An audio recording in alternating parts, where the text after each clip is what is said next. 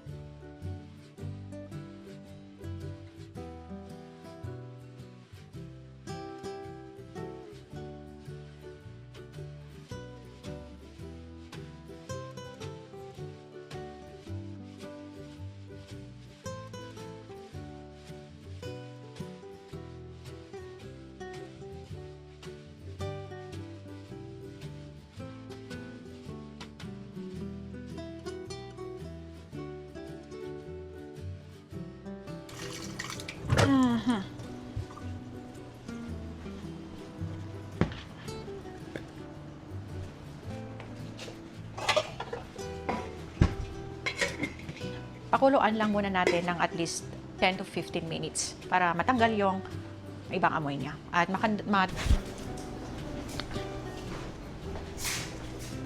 So, habang pinapakuluan natin yung karne, titignan muna natin yung isa nating client. Isa siyang bedbound. Isa rin po akong caregiver. Tinutulungan ko po ang aking asawa na nagpapatakbo sa maliit naming extended foster home or extended family foster home.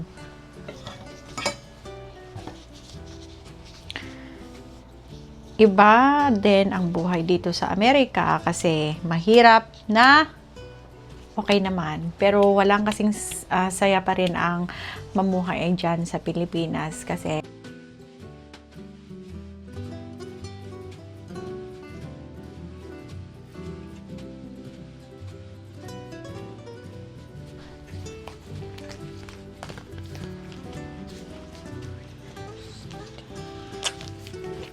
ang hirap naman.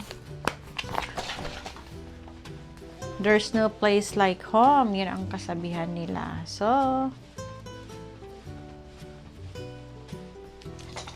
kala.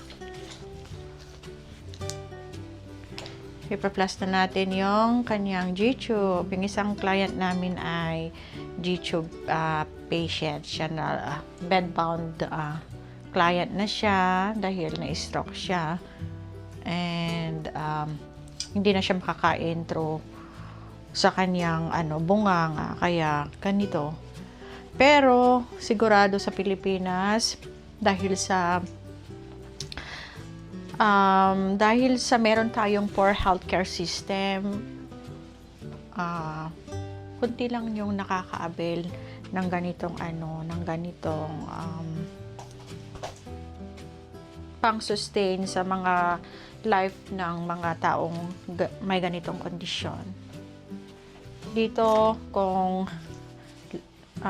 hindi ka na nagtatrabaho, kung retired ka na, or kung wala kang sapat na income, sinasagot pa rin ang gobyerno ng Amerika dito yung mga gastusin. Are you okay, Uncle? Are you okay? Are you okay? Okay ka lang? Yeah. Okay nga rin. I-close ko dito kortinam? I-close ko to kortinam?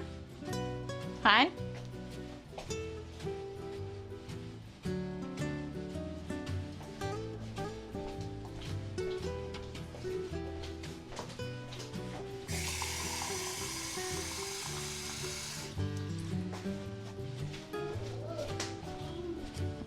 Amoy ikas ka sa latanggan. Maana. Amoy ikatan. Dito sa Amerika, alam ko naman na alam ninyo na everything is binabayaran. Lahat ng mga kahit sa pampunas ng puwet, kailangan mong dito, kailangan mong bilhin. So, kahit meron kang magandang trabaho, mahirap mag-save kung iisa lang yung trabaho mo dito kasi napupunta lahat sa mga babayarin. Makaturog ka? Sige. Yeah.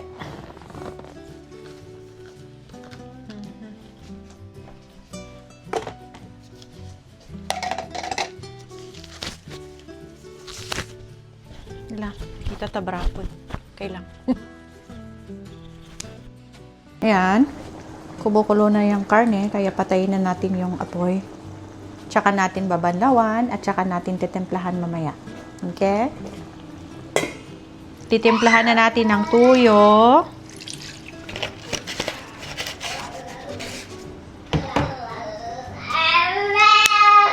Lagyan natin siya ng paminta. Sa inyo guys, paano kayo nag-aadobo? Nagluluto ng adobo. Lagyan natin ng konting bouillon. Chicken bouillon. Linalagyan ko rin ng oyster sauce para medyo lalapot. Wala na yung oyster sauce ko kaya tinagyan ko siya ng tubig.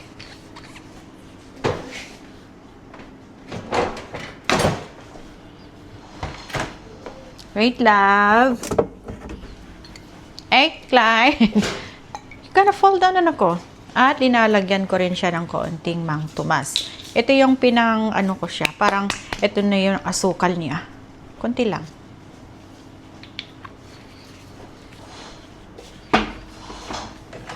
Yung suka, mamaya ko ilalagay para hindi siya titigas.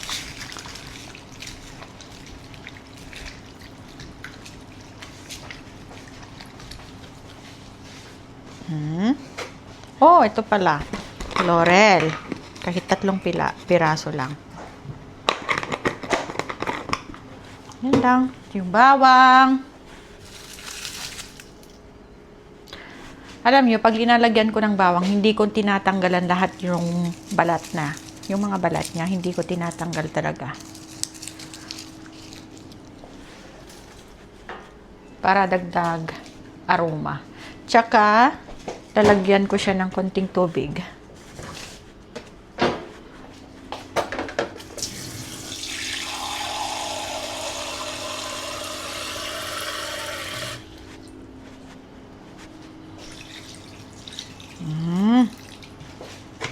Yan.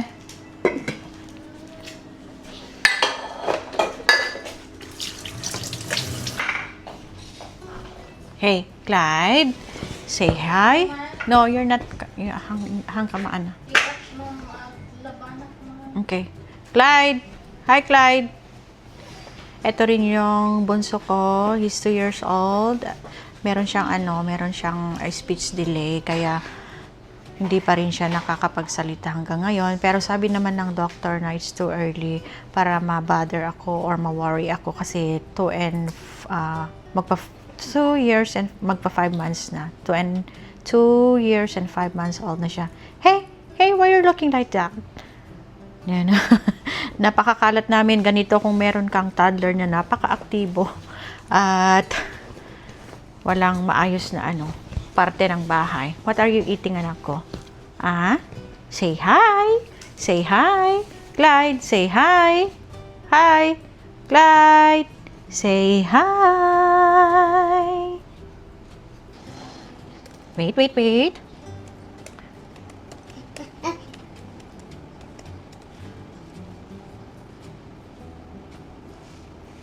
Wait, anak ko. So, yeah. Habang nagluluto ako ng pananghalian namin, ay naka-plug rin ako sa aking online business.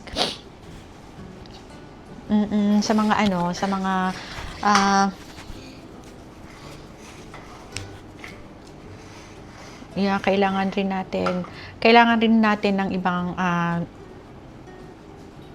source of source of income, kasi hindi na ako nagtatrabaho sa labas, guys, kaya hindi na ako talaga maka-physical, hindi na ako pinayagan ng aking mga doktor na magtrabaho sa labas dahil sa mga health issues ko rin. Hey Clyde, come here. Kahit andito tayo sa Amerika, kung hindi ka healthy, kung hindi ka makapagtrabaho, it doesn't make any sense. Kasi yun nga, ang armor mo na kailangan dito is yung health mo, yung strength mo, yung lakas mo para makapagtrabaho ka, di ba? So, kaya I decided na maghanap ng ibang side hustle na hindi talaga ako madedemand ng physical na trabaho. So nakita ko itong online business na I have been doing for quite time na rin. So konting information about sa aming work ng aming asawa. As I have said kanina, kami rin ay caregivers. Meron rin kaming meron kaming dalawang how's that? Clyde, what are you doing? Ala, no, anak ko. Mama is cooking. Hi, look. Say hi. Hi. Clyde, look. Say hi. Hello, viewers. Please like and subscribe. This is our new channel.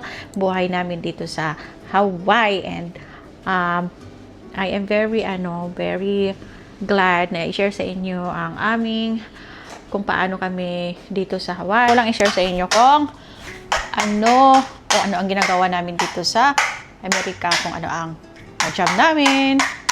But basically, hindi na ako talaga nagtatrabaho. Stay-at-home mom na lang ako. Nag-aalaga sa mga anak at tumutulong konti kahit papaano sa aking asawa na nagpapatakbo ng aming konting business na rin.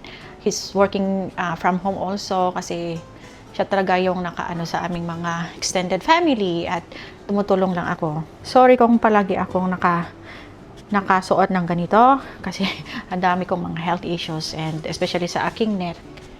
Matagal ko ng dinidil, yung neck pain, yung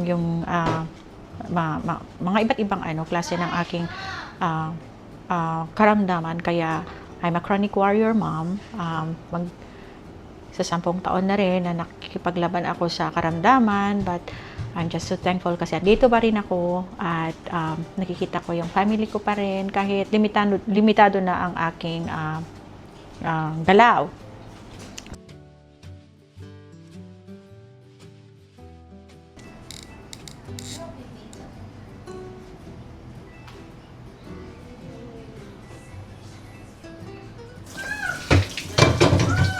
Wait, love. Wait, love.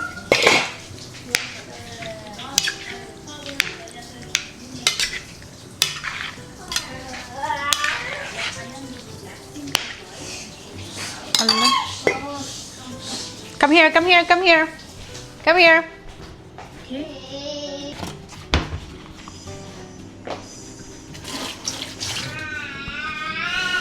Tapos na tayo magluto ng adobo, guys. So, it's time to feed my baby.